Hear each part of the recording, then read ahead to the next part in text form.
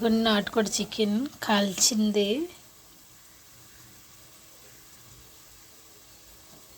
తెచ్చుకున్నాం పెట్ట.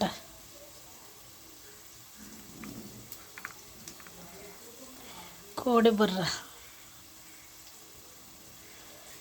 Chicken.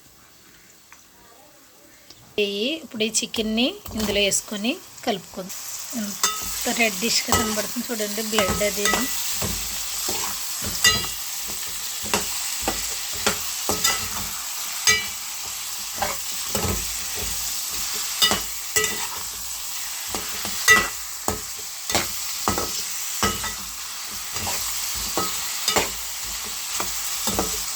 Chicken అంతా మగ్గే వరకు కాసేపు సిమ్లో పెట్టుకొని మగ్గించుకుంటాం.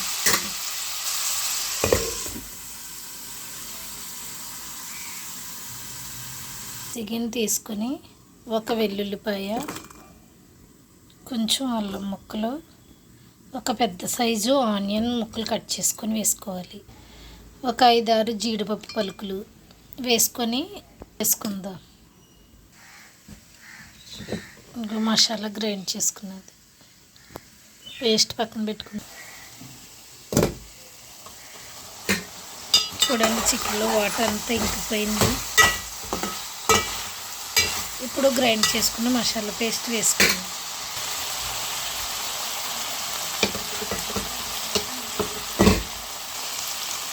ఒకసారి కలపాలి ఇలాగా. మసాలా పచ్చివాసన పోయే వరకు ఇలా చికెన్లో వేయించుకుందాం.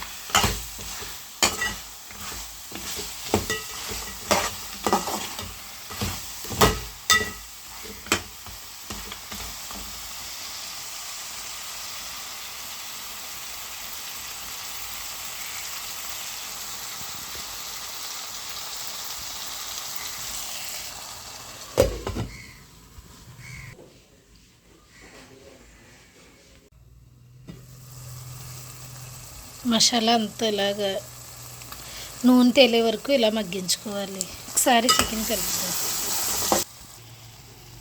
చికెన్ మసాలా 1 స్పూన్, 2 స్పూన్లు చికెన్ మసాలా, 1 స్పూన్ ధనియా powder, 1/2 teaspoon garam masala powder.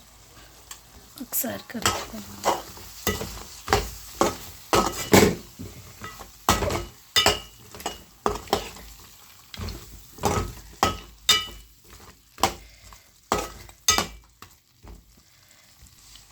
మనకి స్పైసీకి తగ్గట్టు కారం వేసుకోవాలి. నేను ఒక 3 టేబుల్ స్పూన్ల కారం వేసుకుంటున్నాను ఈ స్పూన్తో.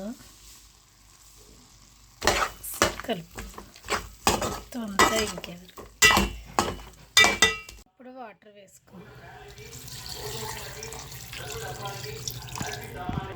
వేసుకుని ఒకసారి కలుపుకోవాలి.